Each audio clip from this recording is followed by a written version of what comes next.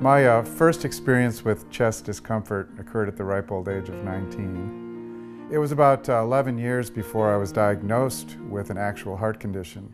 They discovered that I had a congenital defect, which was referred to as a mitral valve prolapse. And then it was at the age of 47 that I had my first episode of atrial fibrillation. And my mother has mitral valve, also atrial fibrillation, and unfortunately my daughter has a mitral valve condition and could over time develop atrial fibrillation as well. I've spent a lot of time researching mitral valve prolapse and atrial fibrillation, not only for my dad but for myself as well. I do have episodes probably every 3 months or so. It's difficult for me to sleep at night when I'm laying still. I can really feel my heart racing. The model that I like to use is like being in an airplane. If you're in flight and you're at cruise altitude and everything's smooth, that's kind of the way your heart is in a normal person. But when I'm in atrial fibrillation, there's always turbulence. And that's just the way it feels all the time inside my chest. Over time, they become more common till you get to the point where I am now, which is called persistent atrial fibrillation, where I'm in atrial fibrillation all the time. We can be around Cole for a minute and know if he's in rhythm or not. I miss those days because he's not in rhythm anymore, ever. So over the course of the last 13 years, which is how long I've known that I've had atrial fibrillation, I have tried at least a half a dozen different medications. Some of them worked for a short period of time, some of them never worked, some of them had adverse effects. I had a failed cardioversion.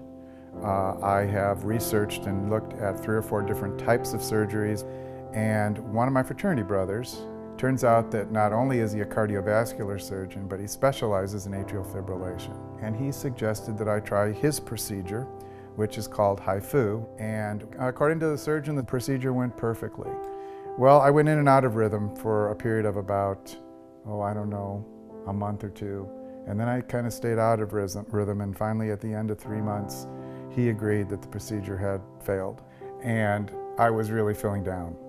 I really didn't think there was much hope left for me. I was going to have to live with this for the rest of my life. There was one other drug available. It's called amiodarone. I had heard of it from the very beginning, but had not wanted to do it because it has terrible side effects. So as a last-ditch effort, I said, this is it. I don't have anything else here. Might as well give it a shot. And at this point in time, I was seeing some short periods of being in rhythm, maybe a day or 2, and then I'd go back out of rhythm again. But anytime you're in rhythm, it's like a gift when you're an atrial fib patient. For all of us. All of our friends and family know about Cole's atrial fibrillation. I don't know that they believe it though, because he doesn't look like someone who's suffering from any kind of heart problem.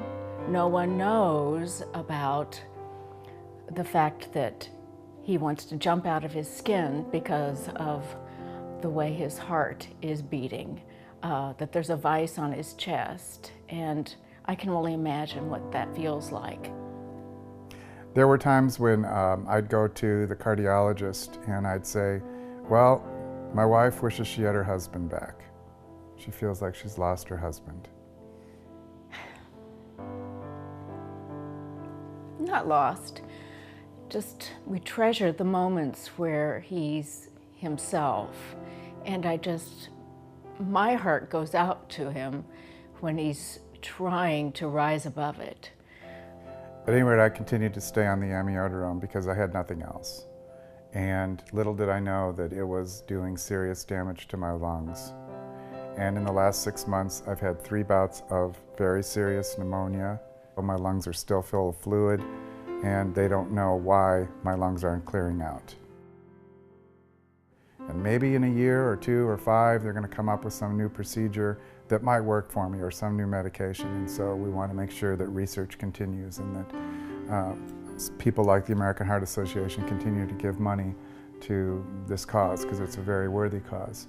I firmly believe that by investing in the American Heart Association, that people like my daughter, Justine, will be able to benefit from refined drugs, new drugs, better procedures. And I am fearful of developing atrial fibrillation, but I am hopeful that by the time that I reach midlife, that there will be new medications and procedures that could alleviate the symptoms of the disease. My son, on the other hand, from the time he was this big, always wanted to be a doctor. And I think that this has just sparked that interest and encouraged him. I have a special passion for cardiovascular now.